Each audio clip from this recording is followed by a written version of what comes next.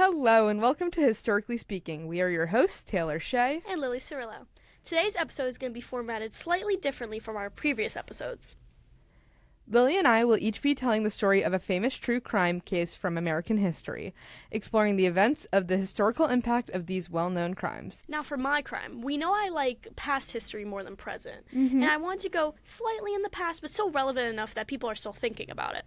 So I chose the Zodiac Killer.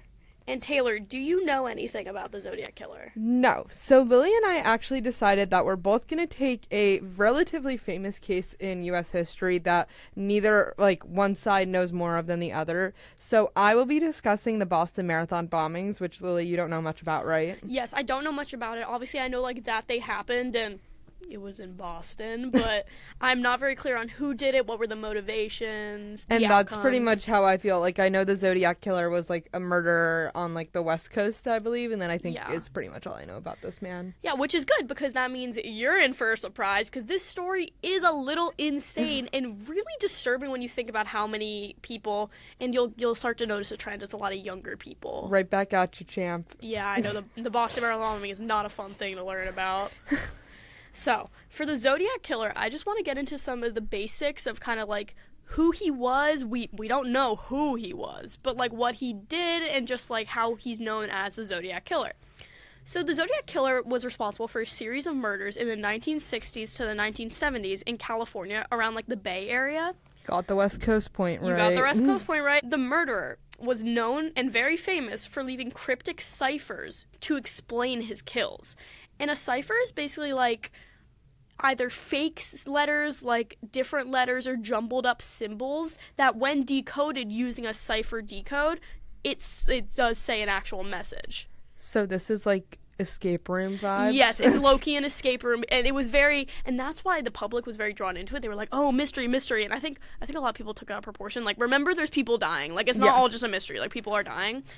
But yes, he would send these ciphers to local authorities and local newspapers, basically being figure it out. I killed these people 2 days ago. Or something, or in some weird ones, he'd be oh, I enjoyed killing these people. And it was very common for him to target young couples at date-like spots.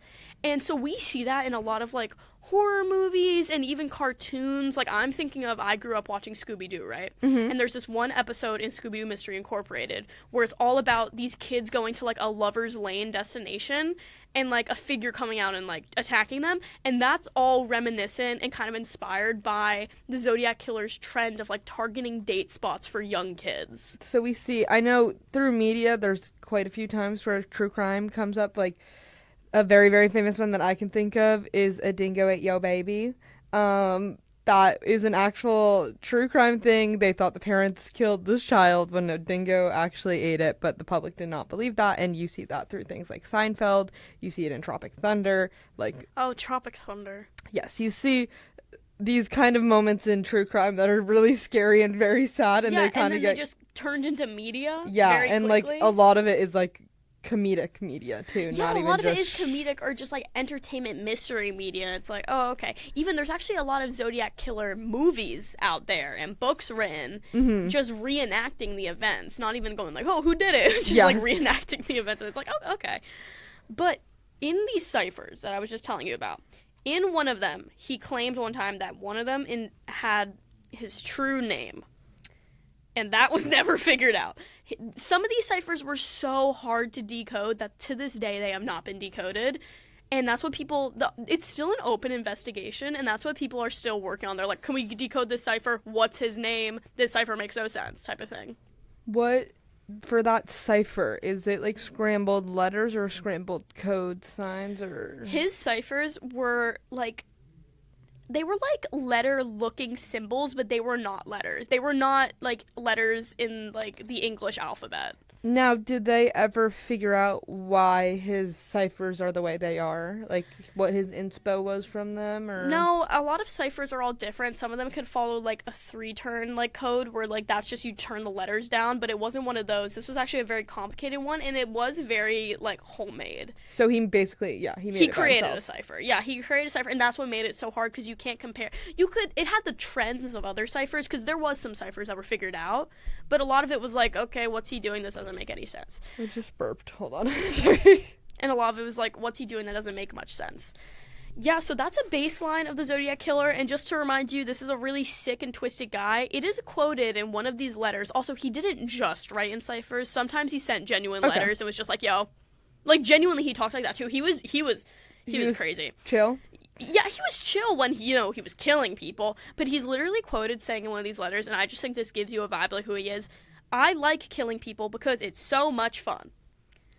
So just sending that to the news station. He's just psychotic. He's psychotic. He's very much psychotic, and we see this with the beginning of his crimes, which start in the early 1960s. And his first main crime took place in 1963. Now, it wasn't like, because this was the first crime, it wasn't like it happened, everyone's like, oh my god, it's the Zodiac Killer, because no one knew who the Zodiac Killer was. But this could later, through evidence, be tied back to the Zodiac Killer. Everyone was just like, oh my god, there's a murder! Like, oh no, yeah, they're like poor people who died, but then later they're like, oh, this was the Zodiac Killer, because he killed like 10 more people. Yeah. So the first crime was on 2 high school seniors who were engaged. Their names were Linda and Robert, and they went to the Lompoc High School in California. So they had a senior ditch day, very similar to what me and Taylor would have, and instead of going to school, they chose to go sunbathing alone at the Gaviota State Park. But they never came home that night. So they went on a Tuesday. A day later, on the Wednesday, Robert's father went looking for them at this park and found their bodies within an old shack that appeared to have, tried to been burned down, but wasn't burned down. That is something straight out of, Friday the 13th. And your father finding it, too. That's horrific. They died by gunshot wounds. And this was given the Zodiac Killer seal later due to the gun that was used and the ammo. And they were like, oh, this is the Zodiac Killer gun and ammo. But again, at this time, this was just like, oh, tragedy, two young people about to go into, their future, someone attacked them. This is horrible. But then 3 years later, in 1966... the second crime would take place. And this was not a couple, actually. This was one girl. 18-year-old Sherry was found after a trip... 18-year-old Sherry told her dad, hey, I'm going to the library, which made total sense. That's what she did before. But after that, they found her car, her not in it, and a couple, buildings or houses. I'm not really clear on what it was. I just know, a little bit away from the car, they found her body, and this time it was knife wounds. And this one, again, because of also the difference in the killings, they're like, who could we attribute this to? They wouldn't think it's the guys who shot the kids on the beach last year, because it's that's a gunshot, this is knife, And it's obviously, he was not, back to back to back to back to back. No, this was 3 years later. So, people were just kind of oh no, another tragedy. Yeah. Until from this kill, one of the earliest letters to the newspaper arrives. And this letter is claiming the sender is the killer. The sender's basically being I killed that girl, Sherry. He gives way too many details that basically confirm it was him, because a random person wouldn't know that. And he signs the letter with a Z-looking figure, but it's not an actual Z. And that's what's known as the Zodiac figure on the letter. Again, this is the first one. Everyone's just oh, what is happening? This is a little crazy. And from there, 2 years later, we have the third crime. Betty and David were, again, a couple, and they were out on their first official date in late December. They went to the famous Lover's Lane, as I referenced before. And this is kind of an overlook, a road area, kind of what you would think a Lover's Lane would be. You could see the stars. They went at night. It's a cute thing. Yeah. So in this situation, the car had been shot at multiple times, and it kind of scared these two kids out of the car, and that was when the Zodiac Killer was able to actually kill them. This one ended a little bit differently. Betty, the girl, she unfortunately died because she was shot a multitude of times. But David also was shot a multitude of times, even in the head. He was breathing. Oh. So that's different, because now we have an alive victim. And maybe we can get some claims or witnesses, something like that. And again, this kill was not suspected as a Zodiac kill. Yes. Everyone's just oh, poor kids. Again, he seems compared to some of the other stuff, he seems to be striking at different times. There's years in different between these. People, different ways and methods. It's not like Jeffrey Dahmer, where he would just go to these bars and pick up these guys and come home and kill them. It all in the same way too, where you can that's that makes sense. Thing. No, this was so sporadic, but also well thought out. And it wasn't and again, he was insane. He wasn't a criminal mastermind, I would say, because well, I mean, he did get caught. So he could be a criminal mastermind, but he was just very good at basically playing with people. Like, these letters he was sending to the police, it was just him mocking them. It was him going like, I killed that girl, and you're not gonna find her, or you're not gonna find this. That's wild. And it's just like, it's so sick when you think about it. He turned it into a game, and I just think that's like so gross to think about. So kind of like Scream. Yeah, kind of like Scream. And a trend I'm noticing with these kills is they start getting closer and closer together, and this is where we see the fourth kill in 1969. And just letting you know, fair warning, Taylor, a lot of stuff goes down in this case in 1969. But this is the fourth crime of his, or recorded crime of his. Okay. Again, this is just a woman. Her name is Darlene. She was a well-known mother and wife. This is not a child. She's not old, but this is not like a high schooler. Yes. And she was picking up her friend when the witness claimed, and again, the witness is the friend, that a gun fired into the car. The friend was also shot but would recover. Darlene would not, unfortunately, and she passed away. At midnight, a man called the police station around where it happened and fully just claimed responsibility for the murder. What? And he was like, oh, while I'm at it, I did the Lover's Lane murder. Wow. All his cards on the table. He's just saying that. And I actually have the quote, because it's like these phone calls, obviously, people were recording them. Yeah. But also just like, I have the quote from it. I want to report a murder. If you go 1 mile east on Columbus Parkway, you'll find kids in a brown car. They were shot with a 9mm Luger. I also killed those kids last year. Goodbye. What are... That is hella freaky. That is... It just... Imagine, like, you're on the phone and you're like, police officers are running around because they're like, oh, no, I got a crime report. And then he's like, I did that. That's crazy. What do you say? Like, stay on the phone? He's not going to stay on the phone. Are these all relatively in the same area? Like, are they all in the same county? Is it the same police department dealing with? It's in the Bay Area. It's not the same police department every time because, like, you know, like, where we are, you know, the towns have different police departments. So it's not all, like, in the exact same area, but it's within, like, a driving radius of each other. It's like saying, like, North Jersey. Okay. You know? Yeah. Okay, so after this, again, I was saying, a lot of stuff goes down in 1969. The first Zodiac ciphers are received. The thing he sent in the past, those were just letters. They were straightforward. They were just like, this is me. These were the first ciphers, which is what he would be known for. The first letter The first letter was sent to a news post and claiming responsibility for 2 shootings. It even gave the gun make and the ammo amount and how many shots were fired. Again, things that would not just, like, be known. Okay. This very much is believable that, like, oh, God, he might have done this. Or he's a cop, maybe? Like, is this, like, a cop prank calling? Like, a sick, like, officer who doesn't, like, who just, like, wants to mess with people? Or is this the actual guy who did it? That's what people are, like, thinking. And then a second letter gets sent to the San Francisco News Post. And this contains the first encrypted cipher. And this letter is also followed up by basically demanding, put this cipher out to the public. Like, the letter is demanding, make people see this. He wanted people to solve it. He wanted it to be in the news, and he wanted people to, like, sit at home and solve it. So he just wants attention. He wants attention. He very much wants attention.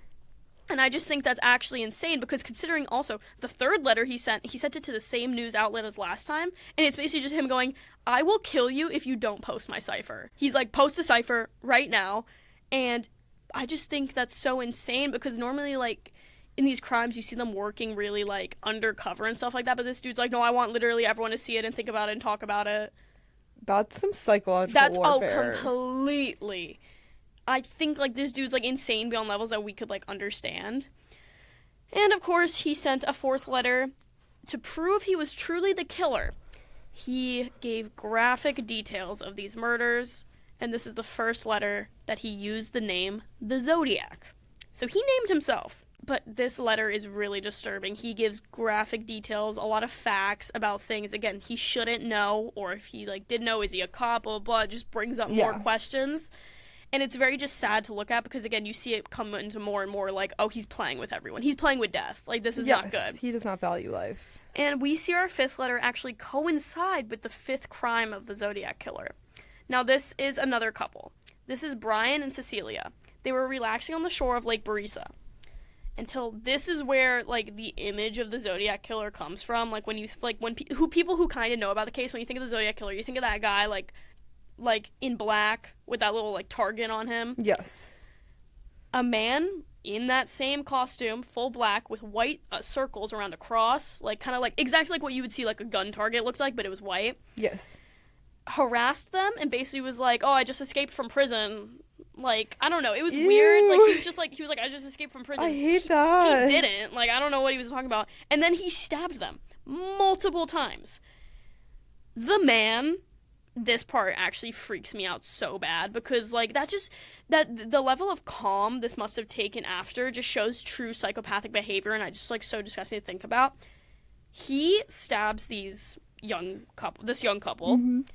He then walks to the boy's car, Brian, puts his circle symbol on the door, and then labeled the door with the times, dates, and information of all the past Zodiac kills. Ew, I hate that. He would put, like, these dates are made up, but he would put, like, September 14th, knife. Or he'd put, like, back of an alley, gun. And it's just, like, it is insane to think about that. Again, the calm it must have took after just be like, "Oh, just kill these people. Let me go write down my information on their car. Just so the cops who come have a fun thing to look at." Like, that's disgusting. Yeah, that's scary behavior. And again, later, once he, like, left the scene, the man himself calls it into the police, telling them where to go. He doesn't say it's him, though. He's like, "Oh, I think there's a crime. I think there's a murder. It's, like, down the road. Take a left. Go here." And then once the police finally get there, he's like, "Oh, it was me, by the way." Can they not track phone calls? Not at this point, I don't Okay. think. Or if they could, he was probably using, like, toll phones. Yeah. And he literally just ends the call with, quote, "I'm the one who did it." Okay. Excuse me, sir. Come again? Unlucky for him, though, but lucky for humanity, Brian survived.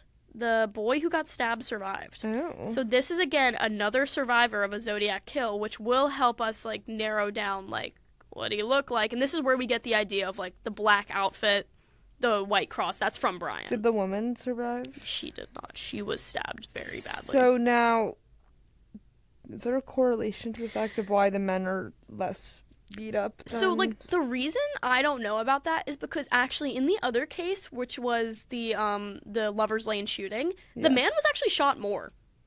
Oh, so I think it was just pure, like, miracle type thing. He was shot in the head. Like, he should have been dead. But I think it was pure miracle type thing, like, hallelujah, like, this guy survived. And I think the women just in these two situations happened to be unlucky and just succumb to their wounds faster. And again, like, I just want to make this very clear. We're talking about this very much like, oh, this happened and then this happened, like, ooh, ah. These are young kids. And even if they're not young kids, that was a mother. That was just innocent people. They're not doing anything. These people were known in the community as nice people, like do-gooders, just going about their daily life, going to the beach in California, you know, just doing fun things. And he targeted them because of that innocence. And I just think that's so disgusting to think about that. Like, these people were just going about their day, didn't know that this crazy serial killer who records all of his kills for his own personal pleasure, he, like, gets, like, aroused from this. And that's just, like, so disgusting. Again, these poor people. So when I'm talking about this, I'm not trying to make light of the situation. It's more just, like, stating all of this is ridiculous. Like, going over all the facts and all the parts, it genuinely is ridiculous, and it's making itself known. So we get to the sixth crime in the sixth letter, and this is still in 1969. He's going crazy in 1969. This is, like, the year he's just, like, putting it on the table. I'm doing things. This crime actually traces back to a lot of our future stuff. Sorry, no. This crime actually connects to a lot of the stuff I'm going to say in the future, so try to remember this one. Sixth crime, sixth letter. It is on a man named Paul. He was a 28-year-old cab driver in San Francisco. So he just, like, picked people up, you know, dropped them off, like, normal cab stuff. You know, he wasn't a weird guy or anything. He wasn't, like, a weird cab driver. Yeah. So he picked up a passenger who got in his passenger side seat, who then shot him and took pieces of his shirt. What? His bloodied shirt. No one knows why the shirt was taken off of him. It wasn't the whole thing. It was just, like, pieces. No one knows why. So the police come in and they witness, well, like, get, like, a glimpse. Or maybe, or actually, I'm not very clear on this. The police or witnesses who happen to be there right at the moment, they caught a glimpse of a man, like, leaving the scene. And it was very clearly just, like, a white man dressed in black. Right? They Obviously, all the cops are running over. Taylor, this part is like, I don't want to blame anyone, but it's a little bit like ignorance really messed this up. They call this over. You know, cops are running in. They're basically stopping people on the road going, Yeah. where were you? Where were you? Like, where were you right now? Like, were you just by that car? And they call it in. And maybe it was they misheard black jacket or something, but it's called in that it's a black man. That is a white man who did it. Because of that, one of the police officers was in the process of about to go, like, question this one white man who matched the description, but then they called in, oh, he's black, and he was like, oh, okay, sorry. They could have got him right there. Also, because in one of these later letters, I'm gonna mention this later too, the Zodiac Killer writes, you know, your cops actually, like, pulled me over one time, and, like, they almost got me, but then they were stupid and let me go. Like, they almost had him. We could have known who this was. And again, this probably was just like an error in translation, like, black jacket, da, da, da, and someone's just like, a black man. Someone put in, like, oh, he's wearing a black jacket, and you were like, he was a black man. Like, come on. I'm sure it was a combo of both, of kind of just like a prejudice living there, but also It was having probably miscommunication. Yeah, it was probably just... circumstantial with slight motivations behind it. But hey, we'll never really know. All we do know is that white man of similar description was passed off as non-suspicious. And because of this, the killer went free. Later, a police sketch was made because, like I said, some people, like, kind of saw him. And the first possible image of the Zodiac Killer was released. And it's basically just this, like, semi-bald guy, white, with, like, a diamondish face and glasses. Okay. Not a good-looking dude. No. Like, I know, obviously, like, we wouldn't assume it would be, but, like, a very old, creepy-looking man. So after this sketch is published, the letter that the police department receives is basically the Zodiac Killer going, I did kill that man, includes a piece of his shirt. So this is definitely from him, because he took the shirt. It's a piece of his bloody shirt. And then, in this, imagine opening this, and you're, like, sick to your stomach. You see, like, this evidence and stuff. And then he, like, ends a letter with going, like, oh, by the way, your police sketch was bad. That doesn't look like me. This dude's insane. Like, he's being so just like, and your police sketch was bad. He's playing mind games. Guys, that doesn't even look like me. That's so mean. Like, you just murdered a man. I cannot even begin to comprehend, like, the thought that went into this. And he knew he was a bad guy, too. Like, you see in later letters, he's like, I'm a demon. And it's like, yeah. It's just, like, those... I think those are so scary compared to some of the other things of, like, this guy obviously was just, like, a messed up human being. Like, it's almost more comforting when someone has an actual motive behind something versus, like I just went out and started killing a bunch of people. Like, it wasn't like, oh, this person did me wrong a couple years ago. It was just like, this is an 18-year-old. They did nothing to you. I just take pleasure in killing people, and that's pretty freaky. And that's like... Because that could be you or I, and there like, would the be victim, there would be no rhyme or reason. Like, and that's it's just what like, they wanted. and we'll never be able to comprehend why they would want to do that. So to us, it's almost just like looking at a different species, basically just being like, what are the motivations? Like, I would love if they were able to find that person. I doubt that they're still alive, but, like, just, like, to go through and do, like, an analysis of their brain. Yeah, and, like, a mental analysis. Yeah, how everything... Well, we'll get into it later of who it could maybe be. But as I said, this is an unsolved case. And that's what makes it very appealing to the public, which I think, again, gets a little confusing. So then honestly, I'm not sure, it might be weeks later, he sent another piece of the cab driver's shirt to the police station. And this time he sent it with a greeting card. A funny greeting card. Like a humorous one. Like what you would give your dad on his birthday. Are we serious? You send a bloodied murder victim's shirt and a humorous greeting card next to it. Again, we just got into this, and I'll just make it clear. Can't comprehend this.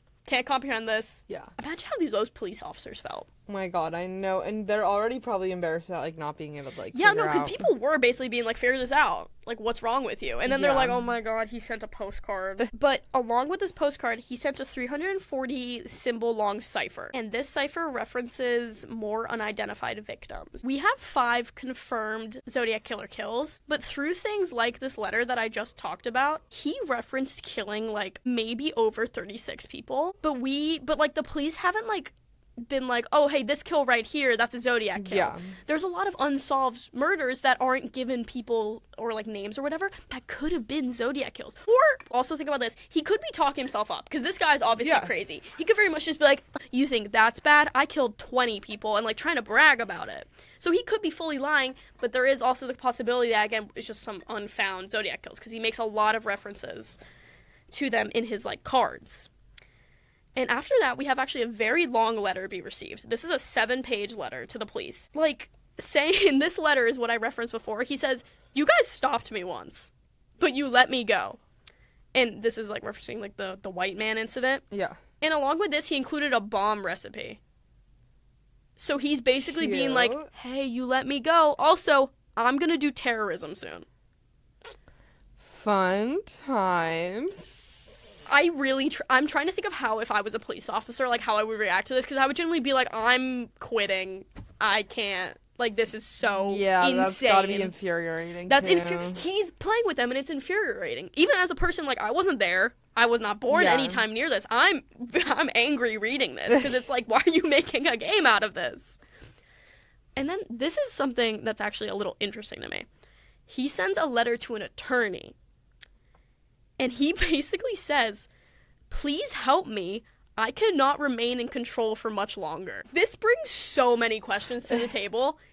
Is he basically, you know how people sometimes they do crimes and they plea like the insanity card and they're like, oh, I'm insane. Like, just put me in a mental hospital. And like, is he trying to plea the insanity card? Is he basically saying, like, I'm not a murderer, the demon in me is? Or is he basically just going, like, who's controlling him that you're not in control for much longer? Or is he just lying to make himself look more mysterious? It's just really annoying because you never get clarification. Yes. And it's just like, he sent this basically going, like, oh, please help me.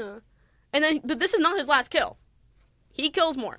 So it's just ridiculous to think about. So did the attorney respond to this letter? He actually did. He was a very well-known attorney, and he basically was like, yeah, I'll meet up with you.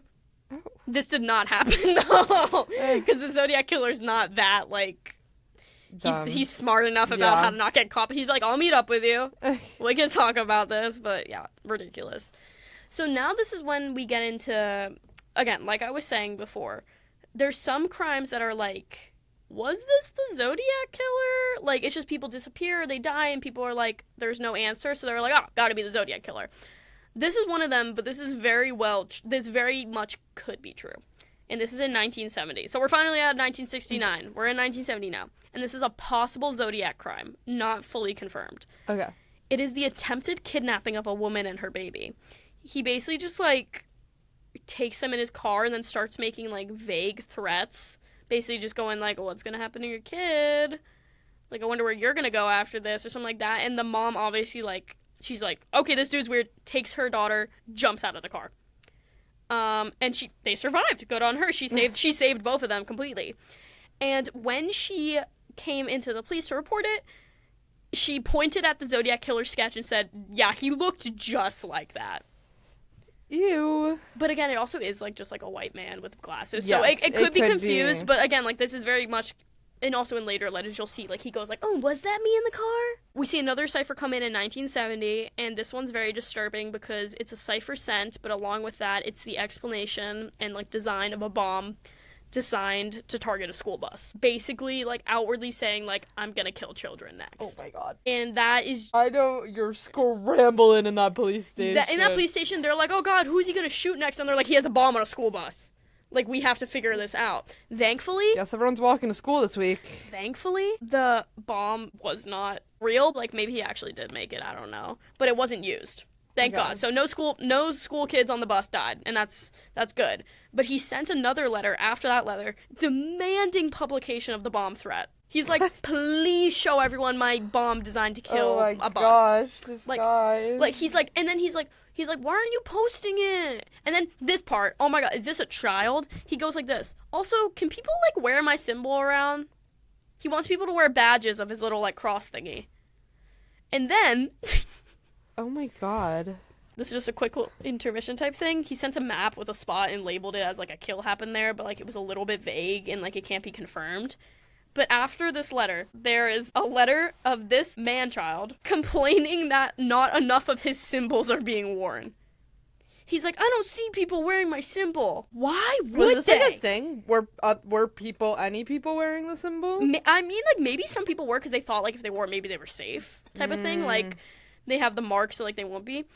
But he was basically just like, no one's wearing my symbol. And then he says, remember that woman and child that got kidnapped? That was me. But the reason that it can't be confirmed is he might have just saw that in the news and been like, yeah, it was me. Yeah. Like, he could just be taking, like, credit. Yeah, for things that he didn't do. Because he's that crazy that he would take credit for a crime. But this is what makes that other thing a possible Zodiac kill. And then he sent a super long and weird letter, like, comparing all of his murders to math and music. And, like, doing, like, oh, like, it's like a ballad. Or, like, this mathematically lines up with this. Just, like, a really weird, like... ballad. Yeah, no, like, a really weird, like, psychotic letter. And that and also in this letter, again, you see how deranged he is. He's describing some, like, gruesome stuff with his victims. And this one wasn't even like, oh, I killed this person, I killed this person. It was all stuff we knew. He's just like, you want to hear about it? Oh my gosh. Like, stop sending letters. Go to jail. Who are you? Hey, we'll get into that later. And this is another possible, coming up now, another possible Zodiac kill. There was a woman who disappeared in Lake Tahoe. Okay. It was a disappearance. They never found her body. It was just, again, pretty common disappearance. Like, people disappear in Lake Tahoe before. Yeah. But the Zodiac Killer sent a postcard, and, like, it had references to Lake Tahoe, and everyone's like, is he referencing that he was the one that kidnapped that woman? Oh my gosh. So, again, not confirmed, because also her body still hasn't been found, but, like, why is he just taking credit again, or is he just, did he do that? On the bandwagon, yes, exactly. or did he is actually he do the that? originator? So then, like, from 1970 and 1971, he kept sending more cards and, like, postcards and just, like, weird stuff. Like, a lot of that were vague references to possible murders. And this is where we see the number of, like, possible dead climb, because it gets to, like, 37, because it's like, did he actually kill the person in this postcard? Did he actually kill this person in this postcard? It can't be confirmed. The other ones can be confirmed, and, like, the 5. So this is where it's like, did he just start going buck wild saying, like, I did this and I did that and I did this? Or was he actually in a crazy killing spree in the 1970s? And that's still up for debate. Remember Sherry, the girl who was killed with the library? Oh, yeah. Yeah. In 1971, he sent a letter claiming to be the one who killed Sherry. But it was also, like, very much thought that it was him. So it was just kind of like, yeah, we know. Yeah. Like, yeah, we know. But it was nice to have it confirmed. It was just like, yeah, we know you killed Sherry. Okay. We are finally getting to the end of our timeline, and it ends around 1974. And these are the final letters. He's done killing. There are no more reported or found. There are no more reported or found kills. His spree seems to be done. And in 1974, the final letters are sent. The first letter is, like, talking about a possible suicide, but, like, very vaguely. He didn't just send in, like, I'm gonna do it. He did not do that. He was very vaguely talking about, like, a possible suicide. And then he also mentioned again, like, oh, is there 37 victims? Just, bro, like, give evidence or not. Like, because, like, those poor families, again, 5 were murdered. So what does that make? There's 22 that these murderers, like, aren't caught for. Imagine the family going, like, oh, what happened to your daughter? Maybe the Zodiac Killer? He says it was him. Could have been one of the 37. Yeah, he says it was him, but, like, what if it was actually just, like, her ex-boyfriend? And, like, he's running 3 because the Zodiac Killer took blame for him. Like, it's stupid. And finally, he ends it off with 2 unrelated and just mocking cards to the writer of the Chronicle News Post. Just basically going, like, I don't like the way you write. Oh. What are we doing? What is he possibly talking about? And that is the last recorded Zodiac move from the Zodiac Killer. So now, the story's wrapped up, story's done. And now we get into, you know, what the detectives must have been doing, the endings, the suspects, what happened? So he's confirmed murdered about 5 people, at least. Yes. Claims to have murdered 37, and he was obviously famous for his complex ciphers, and that were sent to the Bay Area News and the police. He made this into a game, and that's why he's famous for this. And as I was saying before, people became obsessed with solving the mystery. So now I'm going to get into that a little bit, because obviously the police are trying to solve the mystery, but you also see some weird freelance, like, organizations, like, trying to solve it themselves, and it's just kind of odd. But again, for these crimes, there was thousands of people tried. Like, they investigated thousands of men.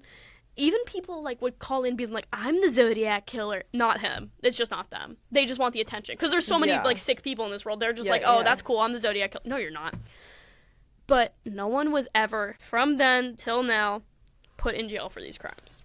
This is a true American unsolved crime. But there are four, there's a lot of suspects, but I consider there to be four main suspects. And the first one, it has to be who did it. I'm gonna be honest, like, this first one, all the evidence is basically like, you did it, but the only thing that's, like, against it is, like, the DNA is a little different. Okay. What if someone just, like, switched up the DNA? I don't know. Like, I feel like we're, like, what if someone inside job, they just switched up the DNA and we're like, oh, it doesn't match, he's free, because they never arrested him for this because of the DNA. Whatever. First suspect, Arthur Lee Allen. He was just not a good dude. It wasn't like, oh, he's, like, a normal guy, but on the weekends, he's the Zodiac Killer. He was an elementary school teacher and convicted and arrested for child molestation. What? He was known as just weird, disgusting, not a good guy, went to jail for it. So it's not surprising that, like, he could do this. Yes. Especially because he's targeting younger people. He was thought to be the killer because his friends actually claimed he called himself the Zodiac, that he liked shooting couples in Lover's Lane, and that when he was imprisoned for child molestation, the killings stopped. That break in killing was when he was in prison. That's quite suspicious. I feel like it was him. The killings stop when he goes to jail. Can you send letters out of jail? Yes, you can send letters out of jail. Now you can send letters, but, like, they're gonna read them. Yeah. Like, this was a thing where I think they were still, like, privacy. You know? Like, you could get away with doing ciphers from jail with this. And also, people who were in jail with him was like, yeah, no, he's a weirdo. So, with the time of his imprisonment, it lined up with police correspondence and the breaks in the murder. And because of that, very possibly being him, he was the only suspect to be named by the police. The police investigated, like, 1,000 people. He was the only suspect to be investigated, like, openly by the police. Like, the police obviously investigated, like, thousands of people, but this one, they were like, we think it might be Alan. It was just, like, a public thing, like, oh, was it Alan? But again, he was never convicted because his fingerprints did not completely match up and his writing was not matched to the writing of the Zodiac Killer. Okay. It left him innocent. He can't be guilty without, evidence. You're not guilty unless proven. Innocent until proven guilty. So he was innocent. And actually, this thing I think is very interesting. In the 2000s, so this is like 30 years later, when our technology is better. Yep. Obviously, that's why people are still working on it today, because the technology is better, and, like, maybe we can find more.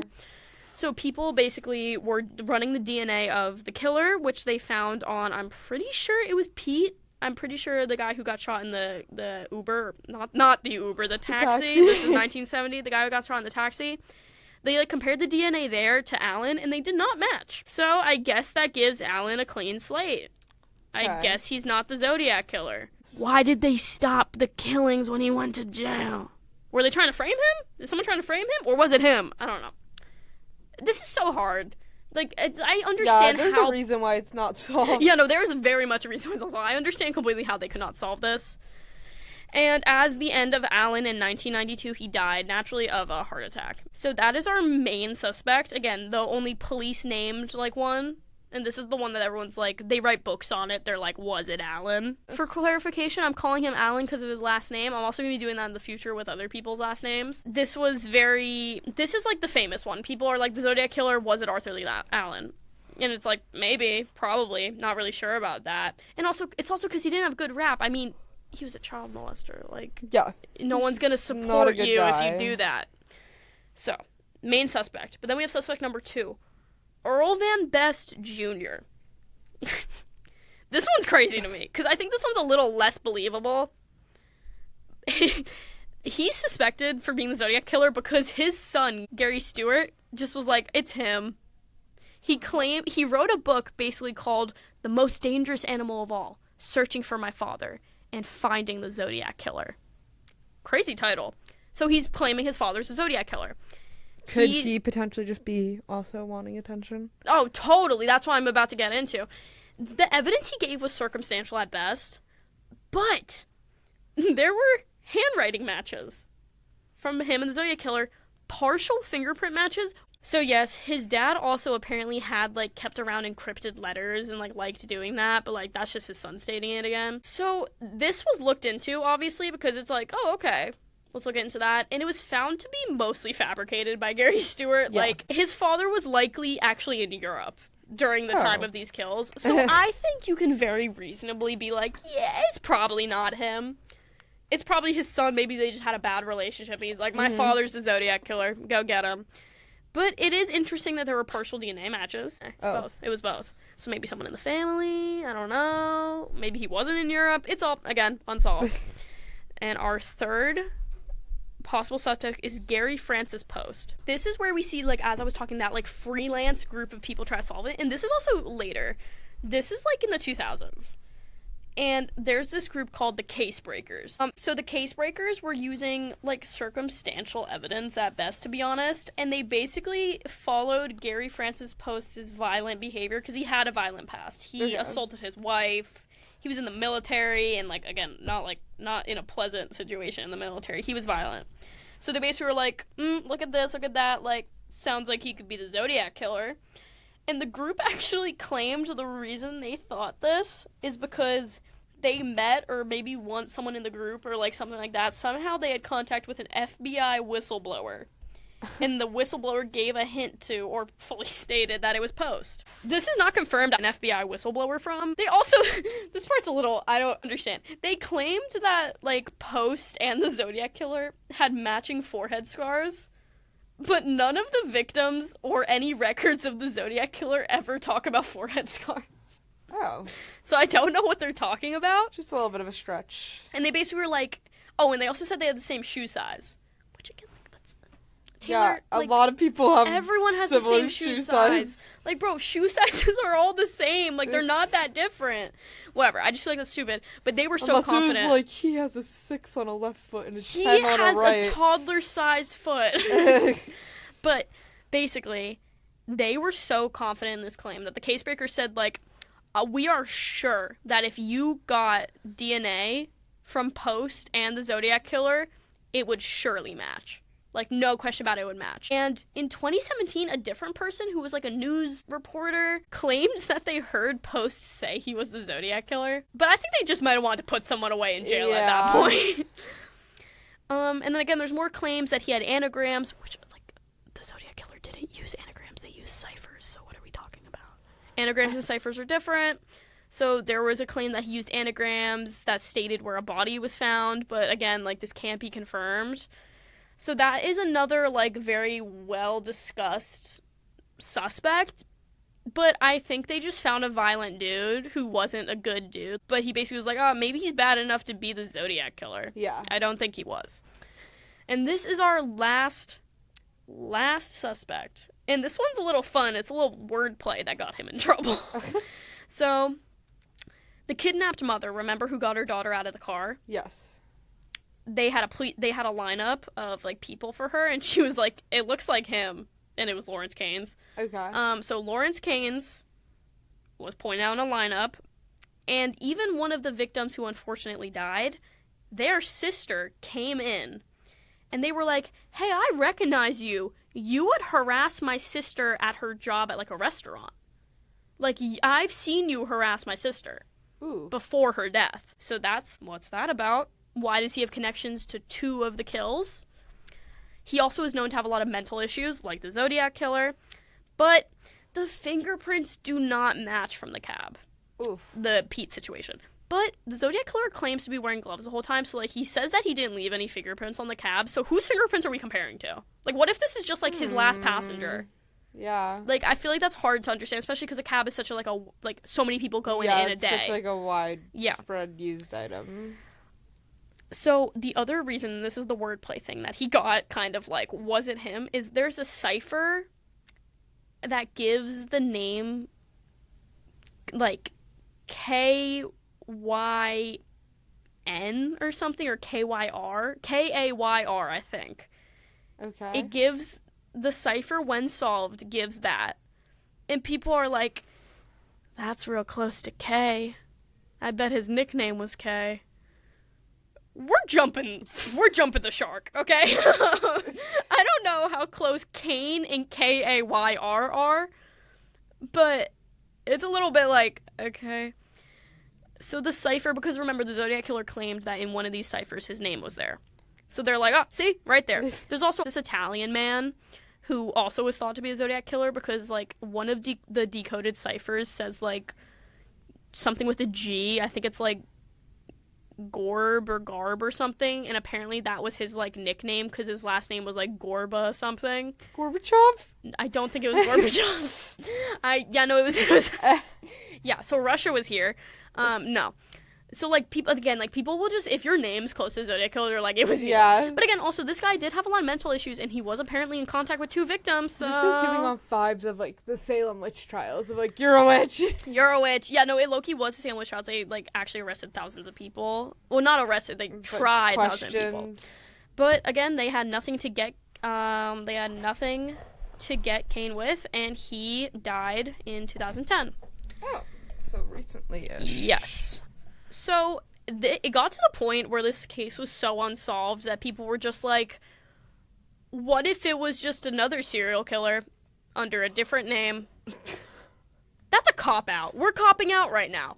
They were like, what if it's Charles Manson? Oh. Bro, we know what Charles Manson did. And he wasn't the Zodiac Killer. Why do you think he's the Zodiac? I understand it's like some situational stuff, but like, that's a cop-out. Just saying like, oh, actually, all 100 of these murders were just the same person with different names. I'm sure people just really, really wanted an answer. They really want an answer, and that makes sense completely because it's disturbing. And as, like, a U.S. citizen, you have to think about it. This was a very well-known case. This wasn't, like, local police departments were working on it. Well, they were. But this was, like, FBI, you know? Yeah. And they never found it. And it's a little unsettling to think that someone could do all that stuff in a relatively recent time. I picked this because it was kind of older, but... Our parents were born in the 1900s. Yeah. Like, which sounds old, I know, but it's not. Our parents were born in the 1970s, I assume. At least my parents were. Exactly. It's not that old. And yeah. Our parents are still prime as ever. Like, was not that old that it could be like, it's just, we didn't have any records of anything. So the fact that it's not solved does make a lot of people uncomfortable where it's like, could this happen again? Yeah. Like, could there just be people walking around doing this? Like, it's like a Jack the Ripper situation, except, like, they didn't catch Jack the Ripper because it was so long ago. This is a little too recent to not catch somebody. So, overall, the unsolved status of this left a bad mark on the U.S., like, police department and FBI because it was like, you gotta find this guy who keeps killing children. And... it is still an open investigation. People still call in and, like, claim to be the Zodiac Killer. And it's like, bro, he would have died. Yeah. He's dead. So you're a 20-year-old male. Get off the couch and go get a job. Like, you're not the Zodiac Killer. People still call in with evidence, claims, or whatever. Most of them fake. Maybe one real. We never know. And so that's why it's still under investigation. California was left, because again, it was the Bay Area. California was left shocked and nervous, and parents were like not letting their kids outside. And that's the type of thing where it's a fear that doesn't ever fully go away, I think. Yeah. Like, yes, like, I'm sure teenagers are allowed to go to, like, date spots now and, like, be cool with it. But I'm sure always in the back of their heads, they're like, someone's going to come target us. Like, because I would do that, too. It's scary, especially because also in media, as we were talking about before, it's like a niche now in media. It's like a cliche. Yeah. That, like, oh, the lover's lane spots where you die. That was from him. And I just think that's absolutely insane. The market's left on America specifically. Like, it is really... not great in the sense that, like, oh, this is a great thing that happened, but great in the sense of, like, how enormous it was. It's a great American case. Yeah. Like, it is huge, and it's so complex and interesting, and I just covered, like, the bases of it, but you can go onto a deep dive for days on this and still, like, make yourself go crazy because you don't know who it is. I feel like I'm insane, and here's my decision on who I think it was. I think the 3 guys, other than the father, because I don't think it was that dad dude, I think the 3 guys all worked together. Oh. You know, that's what I think happened. Well, I like that theory. You have one?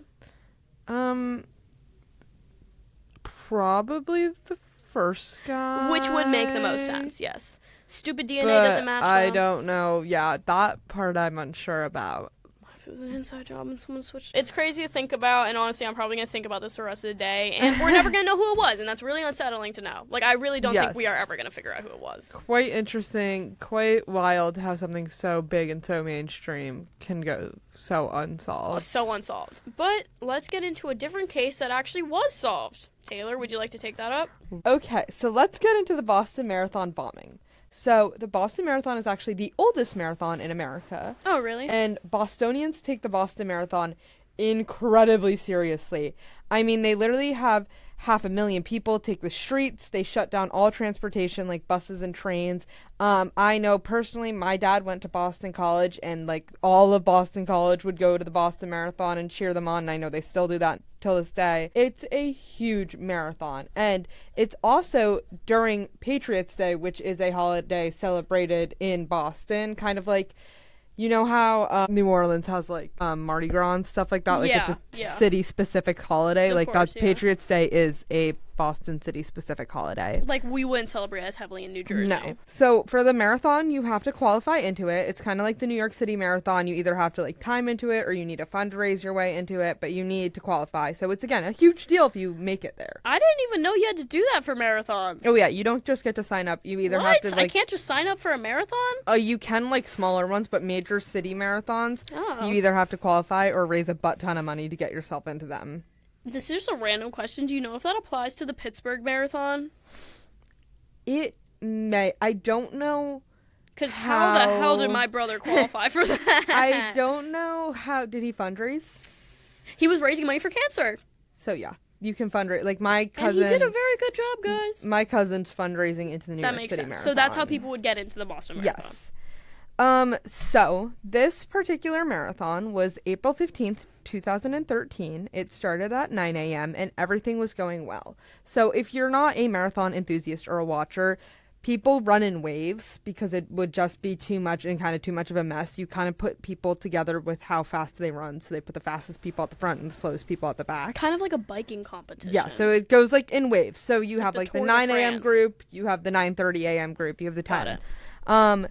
So everything's going well, and again, all the early fast runners are done. At 2:50 p.m., 2 bombs go off back to back on Boylston Street, which is the street where the finish line is. So that street, at the very end. yes, that street is packed with people because everyone's there trying to like find their loved ones or whatever, crossing the finish line, cheer on getting the a people photo. who did this amazing thing. And again, like, I don't know if you watch many marathons or stuff, but I it's do not. really in like people crossing the finish line is one of the most like heartwarming because like they just accomplished something so major, and like I think people love just like watching people have successes like that. So again, this street is packed, and the street is also, it's a city, so there's restaurants, people are sitting and eating and watching these people go by. Like, it's just a packed street. So these 2 bombs go off, and it like these bombs were in the crowds. So there is like blood and body parts everywhere. Oh my god. It was horrendous. And these bombs were probably only like, they were not that far apart from each other. They were probably like 3 or 4 stores lengths away. So again, it's just this kind of huge mess. So at the very, very first, like, seeing these 2 bombs go off, people were like, the police had no idea, were these placed bombs? Was this just, like, an accident? Like, maybe, like, did a kitchen set on fire in one of the restaurants? Like, what was this like explosion? A gas line like, somewhere, maybe. What just happened? And so you don't want to jump to terrorism. No, you don't want to think like that. And so people are freaking out. They have to stop the race mid-race, which also, can you imagine you are about to cross that finish line and they're like, sorry, race is canceled, turn around, go home? That would be... I would low-key run up and cross the line, I'm not gonna lie. So they canceled the race, they evacuated everyone that they could evacuate, they put everyone else in ambulance, but there was a huge fear that a 3rd bomb was going to go off because most bombings happened in 3s. Yeah. So they're trying to figure all of this out. They're trying to help these people who are dying on the ground. They're trying to evacuate everyone else. And they're also trying to see, oh my God, is there another bomb that's about to go off? Like, what's happening? So they call in the police commissioner, who is Ed Davis. And Ed claims, like, Ed, when he first stepped out of this, he was like, holy crap, I think this is a terrorist attack. Which, again, this is in 2013. So a little bit of time since 9/11. But still, 9/11 is very much present in our mind and stuff like that. So after this happens, people start reporting all over the city. Oh my God, I saw a bomb here. There's a bomb here. The JFK library suspiciously catches on fire. People are like, the city He's in every episode. The city is in shambles. Like, nobody knows what's real. Everyone's freaking out. It's crazy. Was the fire unrelated? Why did it catch on fire? Unrelated. Just a random fire happened, took that out.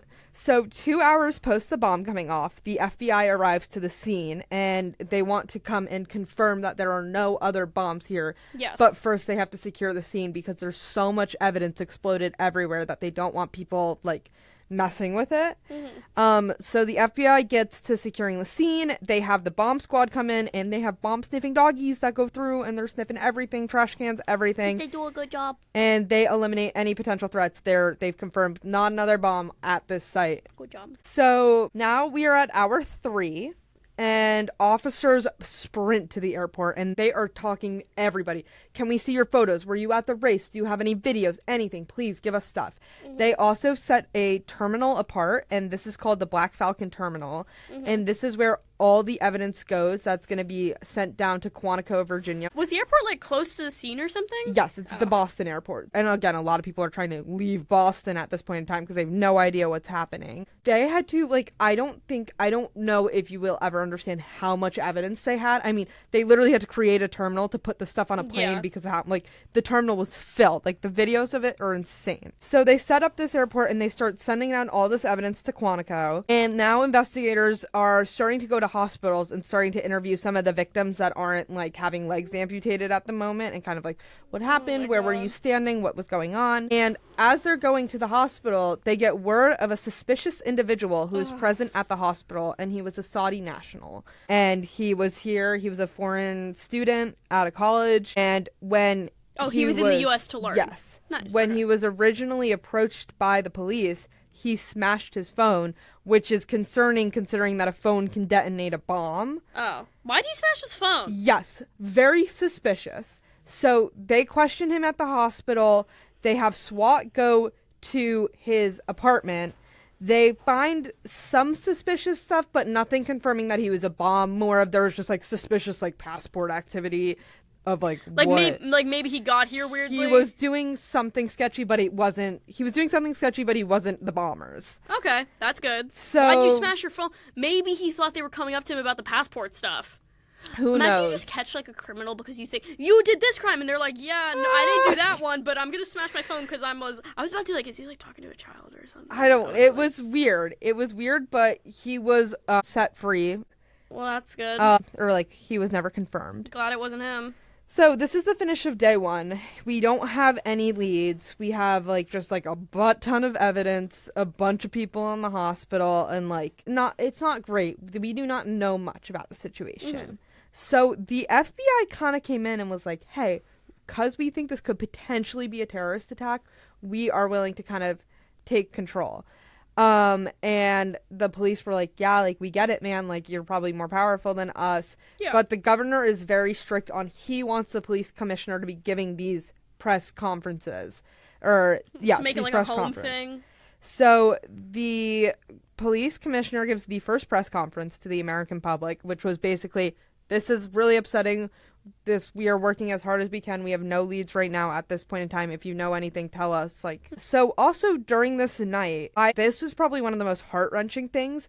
The victims' families were like unable to contact the victim because phone lines were really, really messed up. And again, we're still like, technology is advancing every single day. So 2013 is much different from 2026. Completely, yeah.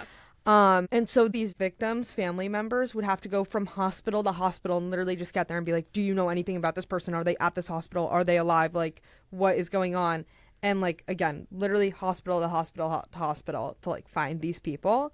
Which I just think, like, I cannot even imagine having to physically search for. Imagine, like, the heartbreak, too, when you walk into a hospital and you're like, is, like, my sister here? And they're just like, no, check the next one. Yeah. And you're just like, every second that you're not there, like, a second something could be happening.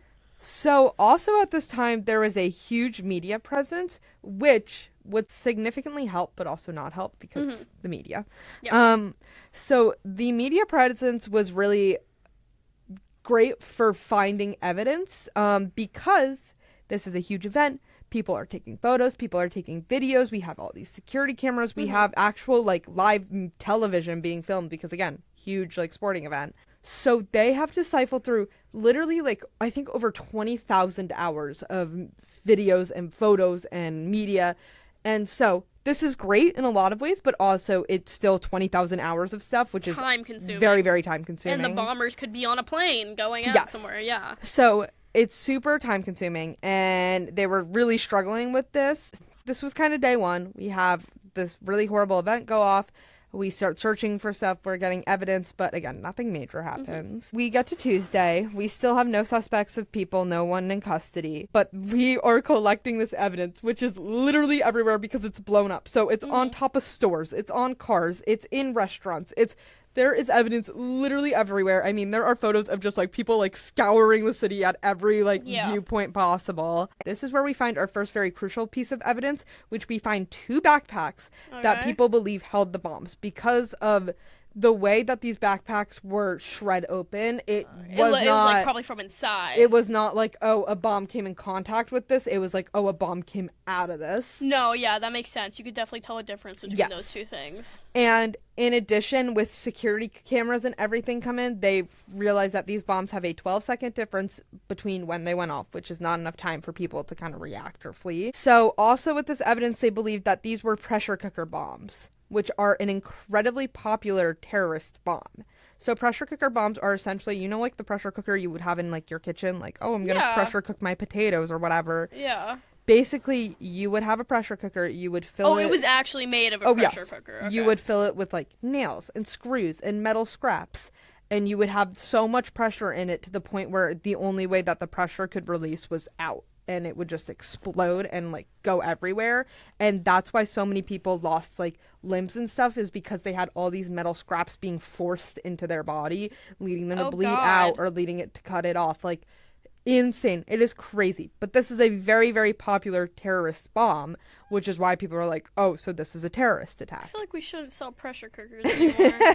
Let's just all do air fryers. And this is a terrorist bomb because this supplies is very easy to gather, and you can also gather it from many stores, so it's a lot harder to track it down. It's not like, oh, I have to go to the ammo store to get this stuff. Like, it's like, I can go to my local Bed Bath & Beyond and grab my pressure cooker, like, and my Home Depot for the nails. Like, so I think it's, like, makes it harder to track. Tuesday night, Barack Obama gives the first press conference, like, to the world, announcing that they think it is a potential terrorist attack and that the investigation is being treated like a terrorist attack. Got it. So now it's, like, pretty much confirmed, okay, we believe this. So they're going through all these photos and videos, and they are eventually able to find a picture where the backpack that was blown to shreds is, like, spotted. Oh. So is it on someone's back? We see this backpack. No, it's on the ground. Got it. And they're able to line up the photo of this picture and line it up to this timeline to the security cameras. And we are able to spot our first suspect. Oh. So we have a video of a man. He is, like, literally slightly taller than the rest. He is dressed super casual, backwards white baseball cap on. Normal looking guy. He comes to the scene. He's just, like, walking with his backpack, which, again, college students come to this race. It's not unusual for someone to be walking around with a backpack. Yeah.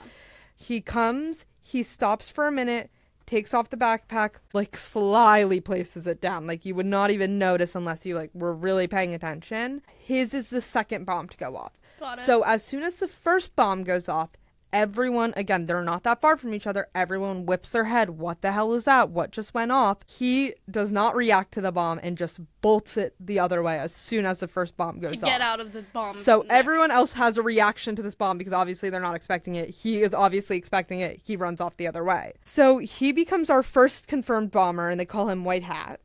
Then on Wednesday, we have what is called Blackout Wednesday. So we're 2 days into this investigation, and it's Blackout Day.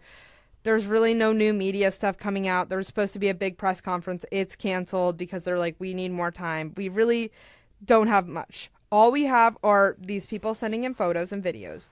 Now we are starting to struggle with people are being jerks and they're sending in photoshopped. Oh, there's a man on the roof. Oh, like, there's a bag here. Similar to like, what we saw in the Zodiac Killer case. Like people are just being annoying and like, oh, I think it's so funny. We already have so much stuff that we have to go through, and now we have to go through and confirm if it's actually a real thing or if someone just photoshopped it. Just to clarify, it's called Blackout Wednesday because like no new information was found, right? It was like very... the power didn't go out. No. It was called Blackout Wednesday because it was basically like the media just was very silent about it. There really wasn't much coming out. I thought you were about to say, like, the terrorists, like, No. shut the lights off in the city. On Wednesday, they get footage from Whiskey's Bar, which is a bar on the corner of Boylston Street, which is where we see Whitecap walking with another male with a backpack who had a black cap on.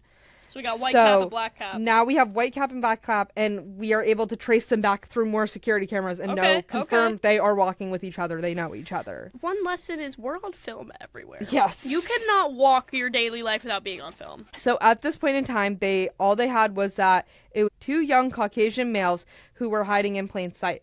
So we have these photos and these videos of these suspects. Mm-hmm. And this is where we start seeing the ideologies of the FBI versus police kind of butt heads of, do we release these photos to the public? The police are like, yes, we release them. The public deserves to know, like, they're going to be able to help them. The FBI is absolutely not. We need to control this investigation. The minute this gets out, like, this becomes a huge problem and we have no more control. I could see them being like that. So it's a whole back and forth, but eventually, obviously, the federal government is going to take charge and they're like, no, we are not releasing this. So now we reach Thursday, and once we hit Thursday, everything spirals. It gets crazy.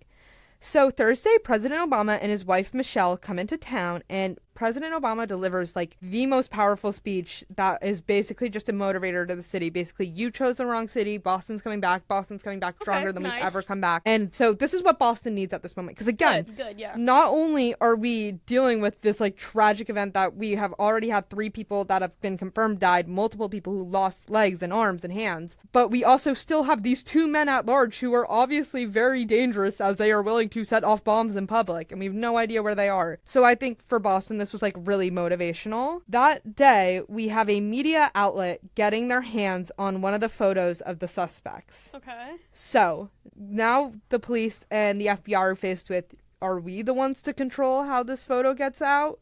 Or do we let the media get it out? So they decide, How did the media get it? A leak. Oh, okay. So now there's some debate, and I actually, in one of the documentaries I was watching, they were asking, because the police commissioner was very against hiding it from the public. They were like, hey man, is that you? And he was like, no, I would never do something like that to this investigation. Yo, let's do a little connection real quick. It was the FBI whistleblower from the Zodiac case. So they decide that they were going to show the public through a press conference. And so that night, the suspects are released. And everyone is freaking out. And they're like, oh my gosh, it's these people. They're out there. Like, we need to do this.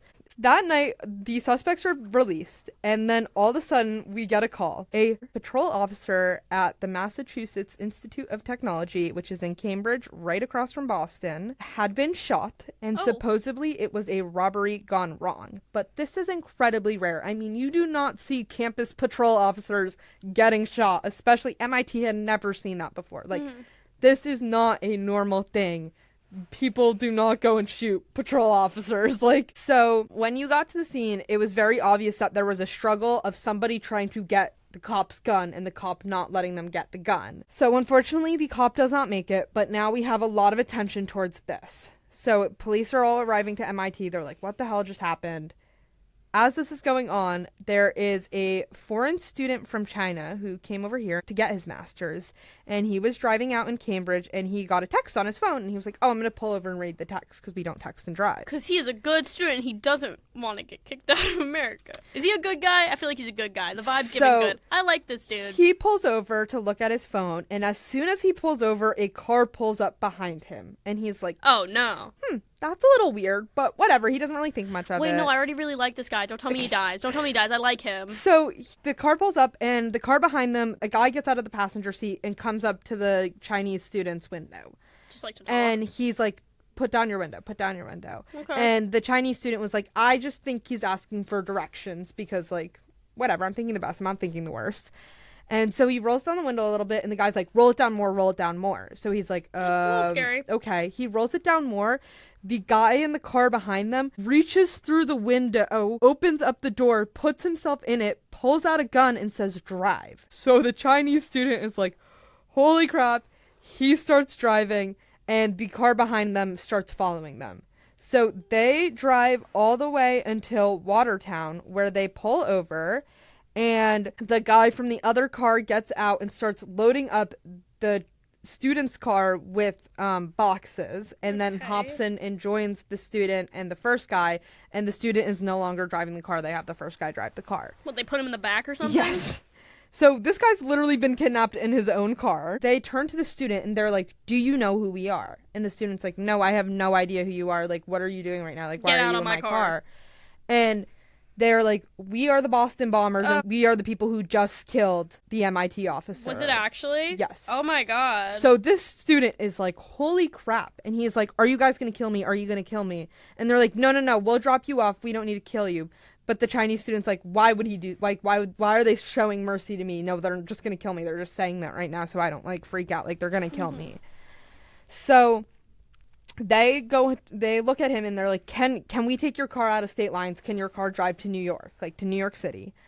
And so the student was like, "Oh my gosh, they're going to go to New York City and they're going to go bomb the city. Like, they're trying to go and bomb these major cities." So the student looks at them. He's like, "Yes, it can go, but I only have a quarter tank of gas left. So we should go to a gas station before we get out of town." So literally, again, we are like in the early hours of Friday at this point. There's barely any gas stations open. So they finally find one and they pull over. The one guy gets out to go, like, because it's not New Jersey where someone's pumping your gas, it's Massachusetts. So they go out and they're like, "Oh, can you put this much on tank number 3 or whatever?" And the other guy who's driving the car puts the gun down in his like little like armrest. The dude just runs away. He literally Perfect. the student is like, "Oh my god, this could be my only time alive. I haven't been able to like say goodbye to anyone I love yet. Like, I just need a bucket." So the kid jumps out of the car. Literally, like, the guy goes and tries to pull his arm. He jumps and he bolts to another gas station. He goes in, he sees like the owner of the gas station. He's like, "Call 911, call the police, call the police." So they call the police and he's like, "I have the Boston Bombers. They took my car. Like, you need to come get me. They're going to kill me. Like, come get me. So they come and the cops come and they go start looking for this car, and some go to interview the student.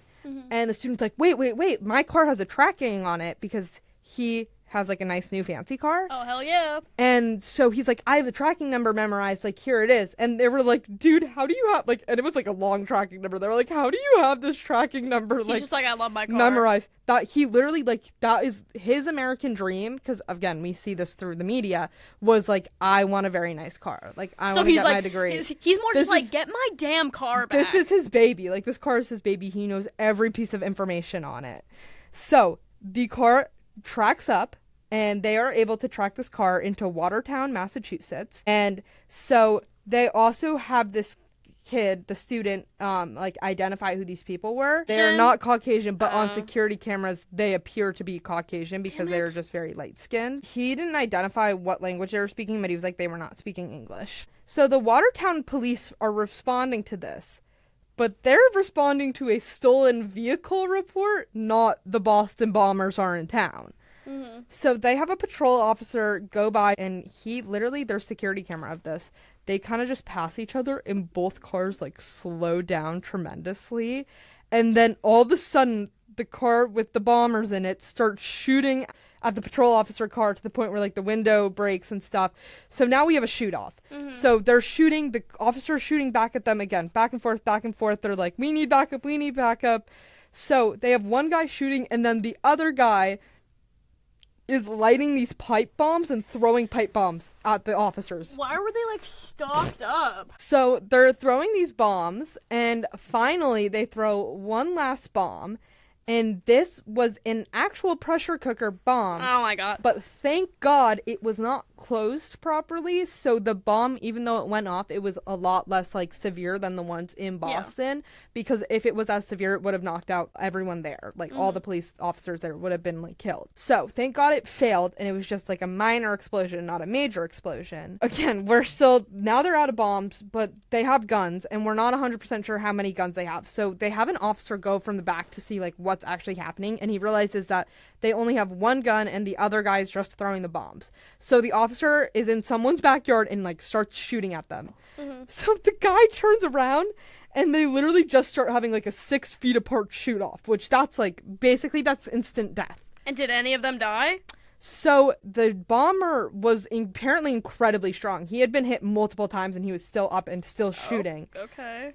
The bomber did not have great aim and apparently was just like going over the head, he's a bomber, by the shoulder, not a shooter. by the shoulder. Like he was like, I don't know. Oh my gosh, what movie did they compare it to? It was like there's some movie where like it's the same exact thing where they're like right in front of him and he can't shoot. Maybe it's Pulp Fiction. The like guy comes in and he like can't shoot them and he's right close. Like that's how he felt. It was like they're having a shoot off. He's having horrible aim and then his gun jams. And so now the M16 niche reference. Now they can't, and they have to like he has no gun. They're out of bombs. He throws the gun at the officer that he was having the shootout with, and he just starts charging towards the other officers, which is like I don't know what your plan is when you literally have no like weapons of protection against you. I think he thought death was the plan, to be honest. So he starts charging at these guys. The other officer from the backyard comes running out and tackles this man to the ground. They're pinning him. This man has been shot at. Like, he has gunshot wounds through him, and he's still, like, trying to avoid being arrested. So the officers hop on him. They're trying to arrest. They can't. All of a sudden, the guy looks up. He's like, guys, headlights. The other bomber gets into the SUV, turns around, and starts trying to go and run over the officers. They jump off at literally, like, the last second. Does he hit the guy? He runs over his partner, crashes into a car. At this point, everyone knows it's the bomber, besides for the police officers who were like, oh, we're just having a car theft here. So police backup is insane. They shoot over 200 bullets at this car. Not a single one stopping. This guy gets away. Now, at the time, these bullets being shot are very controversial. You are in a neighborhood. There are houses being shot at. There are people who have bullets flying through their children's room. Like, oh God! People were not very happy with how they handled the situation. But literally in the video, it's insane. It's like, like it sounds like, you know, at the end of a fireworks show when they just like light up everything. They show everything. The great finale. Like that's what it sounded like, except it was bullets. Like crazy. So they had over 200 bullets being fired, and again, the guy gets away successfully. He does not get shot. His car doesn't stop working. So the other suspect gets put into an ambulance and is transferred to Boston's hospital trauma unit where he dies. And so these local patrol guys are like, oh my God, like you caught the one bomber. And they're like, what? And they're like, yeah, those were like the Boston. They're like, no, they were just stealing a car. They were like, what? And the one guy was like, yeah, I probably should have put it together when they started throwing bombs at us. But yeah, no. So they had no idea what was going on or what was going down. So we have the first suspect pronounced dead, and now they are able to truly identify who this person is. So they put him into all these systems, praying that there's a match. There is. His name is Tamerlan Tasnarov. I'm sorry if I'm not pronouncing that right. He is a Chechen national, which Chechen is a part of Russia.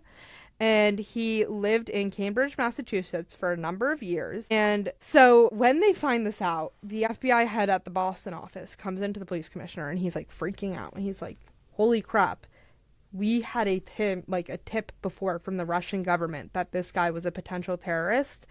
But we did a background check and deemed that he was not a threat. So they had him the FBI was aware that there was a potential terrorist in Cambridge, Massachusetts. And Russia told them that? Yes, because Russia was persecuting Chechens at the time. So, again, they had that, and they had a phone call of him basically saying, like... he was a Russian Muslim, got it. He was put on this list because he made a phone call, and he used a Muslim word that I guess it doesn't technically mean exact, like, threat to terror or whatever, but it's normally translated into, I'm going to do something that is not going to be very good to other people.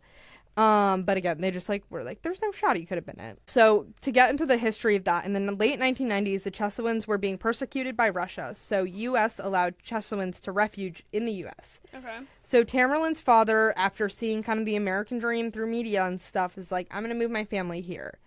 Tamerlan at the time is a teenage boxer who is phenomenal, and he becomes a champion, and Tamerlan's father is very intense and is like, I want you to go to the Olympics. You're going to go to the Olympics. You're going to compete. Tamerlan's trainer is like, I don't only think you can make it to the Olympics, I think you can medal at the Olympics. So Tamerlan's so excited. He's so happy. This is his dream. Then the U.S. changes its rules and says you must be a U.S. citizen to compete in the Olympics. And since Tamerlane's technically a refugee, he is not a citizen. And Tamerlane is pissed. And it is not clocking with him that it's a citizen thing. He's like, it's just because America hates Muslims. They're doing this because I'm Muslim and they know it, which like this rule applied to everyone, not just Tamerlane. It wasn't like, oh, haha, that man cannot. Yeah, wasn't it because he was Russian, if anything? Because he immigrated from Russia. So Tamerlane's like, this is because I'm Muslim, and his coach is like, whoa, man, like, the Olympics isn't the only professional route you can go. Like, you can go be a professional, you can go do this. Like, you don't have to go to the Olympics to be successful. And Tamerlane's like, no, it's because they hate me because I'm Muslim, and the U.S. would just mess it up again. I can't, like, no.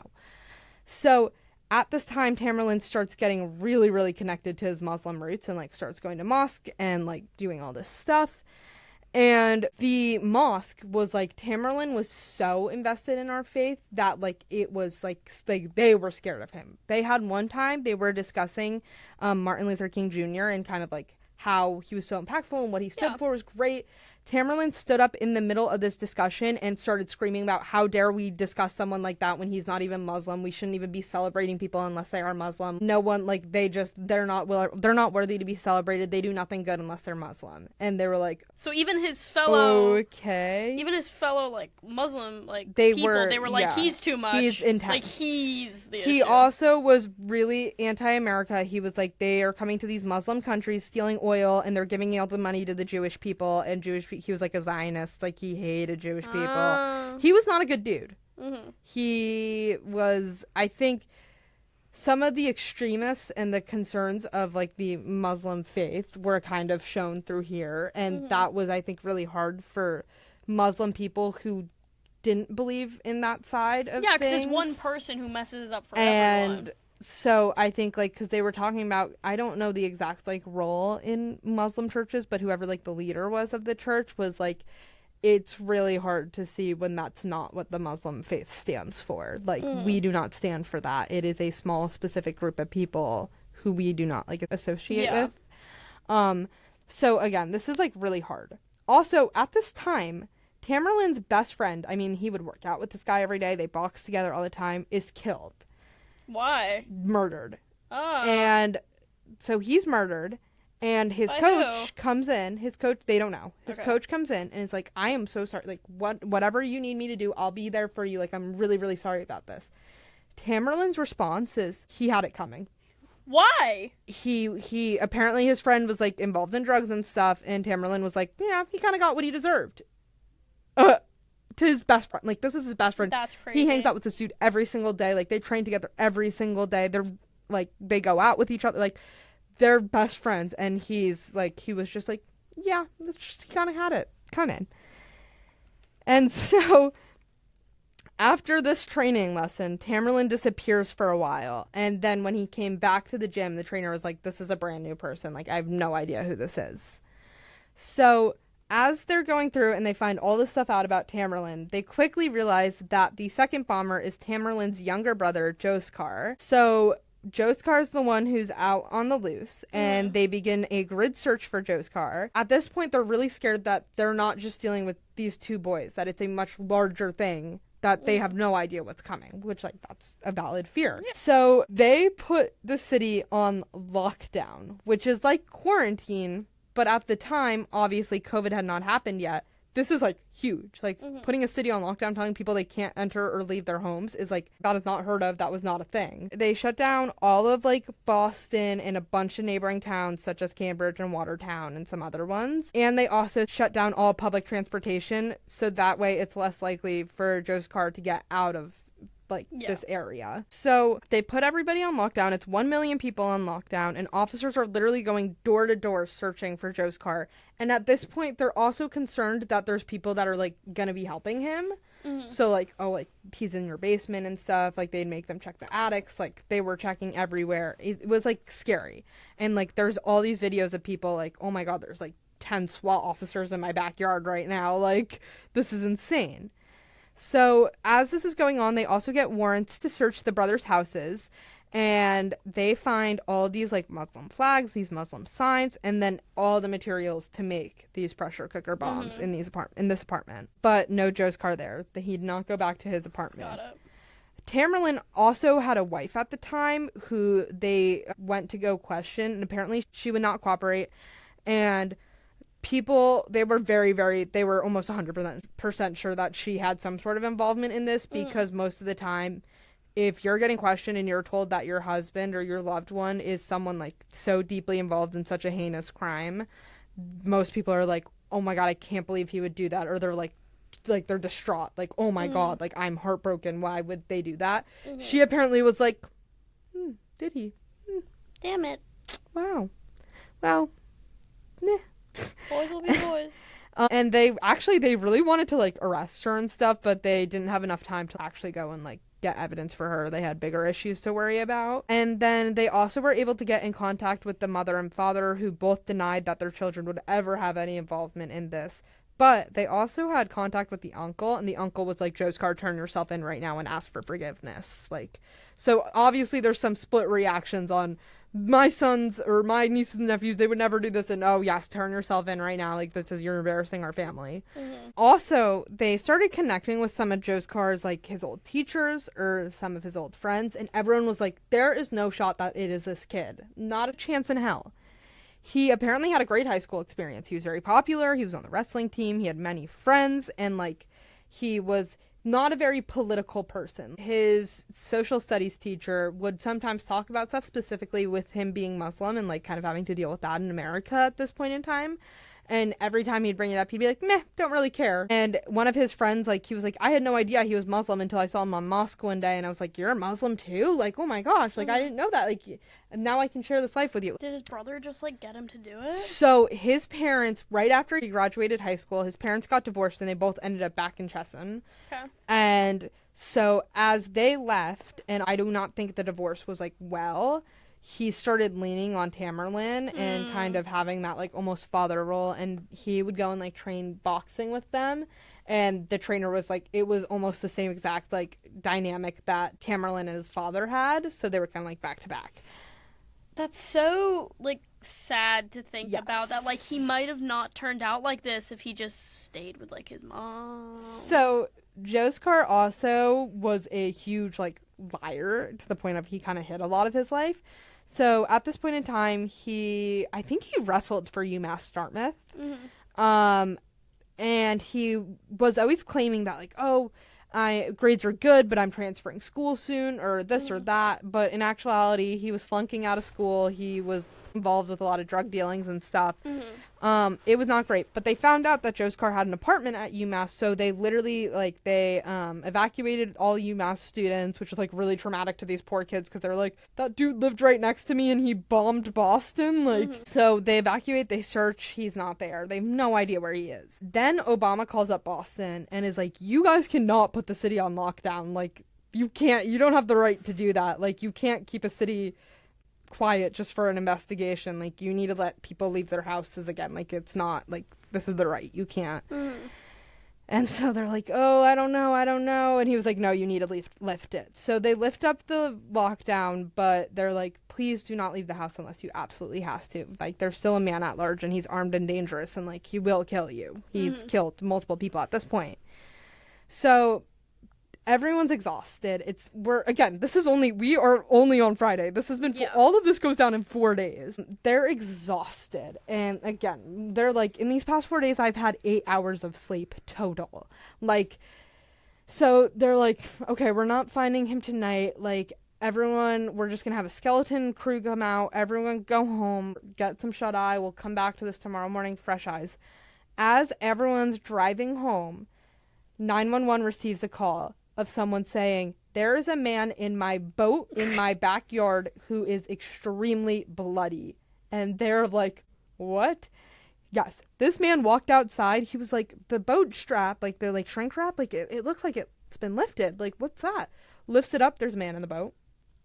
Can you imagine? Did he leave? The guy ran, I think, back into his house and called 911. Did the guy in the boat stay in the boat? He stayed in the boat. Why? So was he like really, really hurt? I think he wasn't going to be able to move and hide to somewhere else. So 911 calls, they send these officers back out, and they want a tactical team to come and kind of get Joskar off the boat, but they want him to be alive because you can't investigate a dead person, and they want to make sure he's the only one doing this. There's not another. He's not a part of a larger organization. So they're like, only send the tactical team and this specific like unit that was out. Mm-hmm. The cops don't listen. Oh no. Everybody comes. I mean, it like lined with the streets. At one point, someone hears fire and they all just start shooting at the. I mean, like 100 guns shooting at the boat, and they're like, cease fire! Like, stop! He's gonna die! We can't have him die! Like, we need him. So this exposed like a lot of like the flaws in the police system and being able to control officers in this kind of situation. So at this point, they're convinced he's dead. Like, how does this man survive being shot at like over 100 times? So they have helicopters come in, and they're doing thermal body cameras to see if there's movement inside the boat, because again, he's under this like shrink wrap, and so they can't see. So turns out there's movement. So then they try to smoke bomb him out. Like, basically, like, it's not like he's gonna die. They're just smoking it out. He doesn't leave. They try to flash bomb it out. But in order to flash bomb it out, because they're on a boat with gasoline, they need the fire department to come to make sure no one's house burns down if it catches on fire. They try to flash bomb. Doesn't work. They cannot get him out. Like, he is not leaving. Finally, after like an hour, they're able to negotiate with him. They make him come out. He has to take off his shirt, make sure he's not like suicide bombing. And so after 4 days and 101 hours, the manhunt was finally over, and people flooded. I mean, they were like, it's like when you win a war. People are flooding the streets. They're chanting USA. They have flags waving around. They're thanking law enforcement. Like, it was a huge deal. And, like, everyone's like, we can sleep tonight. Because, again, like, they're coming into these areas. I mean, there's times where, like, there's kids' rooms being shot at. Like, you're stressed. And so the next morning, they do a tribute at Fenway Park, home of the Boston Red Sox. And they, like, Big Papi, who's, like, probably one of the most popular Boston Red Sox players, came out and was like, don't mess with our effing city, which, like, at that time, like, that was not, like, you didn't really curse in the media like that, but, like, everyone was just like, hell yeah, like, don't mess with Boston strong. Like, it was such a wonderful moment for these people, and just to kind of see everybody, like, come together. And also, I think it's really funny that baseball kind of has that, because you kind of saw a similar thing in 9/11 when George Bush threw out the first pitch at Yankee Stadium. Kind of funny to see how baseball and like America are so tied together. We're celebrating in the streets of Boston, but we still have this whole investigation to get through. So Joe's car is taken to the hospital, and they start interrogating him. Joe's car cannot speak at this point in time because he's so heavily injured. And he's, like, writing down stuff, and he's like, where's my lawyer? Get me my lawyer. I need a lawyer. Like, I'm not an idiot. Like, he's like, trash-talking through napkins. Like, it's real. Like, there are photos of it. Like, he's like, bro, give me my lawyer. I know my rights, you idiots. Like, he is still, like, he's keeping up the charade. And because of 9/11 and the Patriots Act, you actually do not have to give a terrorist a lawyer. So they were like, they did not read him his Miranda rights. He had no lawyer. And he kind of had to try to defend himself. So while they're doing this, Joe's car was writing in the boat, like, these really heinous things, which basically exposed that he was a part of a radicalized Muslim group. He, like, kept articles from, like, the official Al-Qaeda newspaper of Al-Qaeda. Like, he was, like, reading those articles and stuff. They had an article of, like, how to make a bomb out of your mom's kitchen. Just all this stuff. Like, absolutely heinous. In addition, he actually had a lot of friends who got in, like, serious trouble because they were trying to go and, like, hide some of, like, Joe's car's, like, evidence, and they were lying to the FBI, and they didn't report him, so friends got in trouble too. But besides for the friends, like, minor conspiracy in it, they determined that this was, like, a loner wolf situation. It was just these two brothers who were really upset about how, like, everything had been handled. There are a lot of conspiracies flying around that this was not just the two of them. They couldn't have just done it. It wasn't amateur hour. The bombs that they made were too advanced to be like... But again, every other investigation came back conclusive that it was just the two of them. Then they start interviewing all these people that Tamerlane knows, and they interview one of Tamerlane's friends, and they find out his friend is one of the people that murdered his best friend earlier. So this guy's in Florida. They storm the house in Florida, and his friend ends up getting killed by the cops. They're unsure why, like what happened. Something happened. Firing started. But yeah, so Tamerlane had some sort of involvement with the death of this friend, which a lot of people thought it was because his friend was Jewish and rich and kind of like had everything Tamerlan wanted. Like, his friend was able to compete in the Olympics. His friend was able to do this kind of, or, like, qualify if he wanted to. Unfortunately, he died before any of that happened. But Tamerlan was just, like, so incredibly jealous of this man. And, like, he had everything. Tamerlan had nothing. Like, that kind of thing. So finally, everything happens, and Joskar goes on trial. His defense team's whole outlook is kind of what you were saying, of, like, his brother was forcing him to do all of this. Like, it was his brother, but Joskar did not play well into these cars, as he had multiple times where he was, like, he would go into the cell, and he would just go and stand there and, like, flip off the camera for, like, 5 minutes. And there was not a shiver of empathy. Like, these victims and these victims' families would come, and they would testify, and he would just stare at them and stare at them. No apology, no nothing, like, no emotion. So he ends up getting sentenced to death, and they hold one last press conference for the victims and the victims' family, which is kind of closure to everybody. Forget that we still have the death sentence. And Crazy. So, in the end, 4 people lost their lives. We have the 3 people at the marathon and the 1 officer. And then there are 260 people who were injured. And Joskar is still currently being held in a max-fed prison. Oh, he hasn't been killed yet. Yes, waiting in Colorado. He's waiting for his execution to take place. But yeah, absolutely wild. That's wild. The story takes 100 million twists and turns. I mean, we have kidnapping, shootouts, like multiple shootouts, smoke bombings, like everything all from this. Very tense time in the city. Very just kind of super unfortunate, super like heartbreaking. They actually had, I think it was maybe last year or the year before, they actually had the youngest victim, who was an 8-year-old boy. His father actually ran the Boston and completed the Boston Marathon like a year or 2 ago, which was like one of the most like beautiful videos I've ever seen. Like, I literally could cry thinking about it. But yeah, everything was crazy, and there was so much coverage of this. There was so much, like, you could see the bombings. Like, literally, I know I was showing you when I was going through it, like, there's a video of people at this restaurant who witnessed the first bombing go off and are like, what the hell? And then 2 seconds later, they're being bombed. Like, just an absolutely wild time. Again, there was just a lot of tensions, and I think for like why Tamerlan and Joskar did this was, it was just, there was a lot of tensions with these Muslim countries, and they just kind of felt like the US was screwing them over and over again. And then obviously, like, you have your parents kind of ended in a nasty divorce, you have them leave you here, like, you're by yourselves here. So I think it was a really stressful time. And then you have, there is something about the 2 of them that is not right. They obviously have their own issues. But yeah, it was crazy. It was also really beautiful to see how Boston was able to rally and recover. Yeah. And again, yes, crazy story though. And the Chinese student lived. That's all. He's great. He's one, like, him in the interviews, he was just like, yeah, that car's my baby. Like, I wasn't gonna let anything happen to that. He's like, they tried to take the damn. Give me my car back. Did he get his car back? I do not. I'm pretty sure his car was probably totaled by the end of everything. Not. His car was not on the right side of things, but I hope he got another one. I hope they gave him another car. I hope they gave him a car. Yes. He deserves it after that. Yeah, everybody. But yeah, it was great. It was also really crazy to kind of see, like, how the feds handle stuff over, like, state police. Yeah, just every part of the story is insane, inspirational, sad, like all the feelings, all the emotions. Yeah. That is a crazy story. I can't believe I didn't like know all that stuff. Yeah. That's insane. 4-day manhunt. I remember I knew the boat. I knew the man found in the boat, but I did not know the brothers or anything like that, and that is really crazy. As we wrap up today's episodes, we also want to recognize that this is the final episode of our project. Creating Historically Speaking has been a fun and rewarding experience, and we've truly enjoyed exploring different moments in history and sharing them with all of you.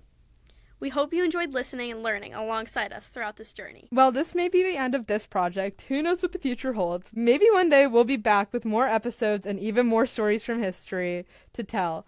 Until then, thank you for joining us on Historically Speaking. Lily and Taylor, signing off.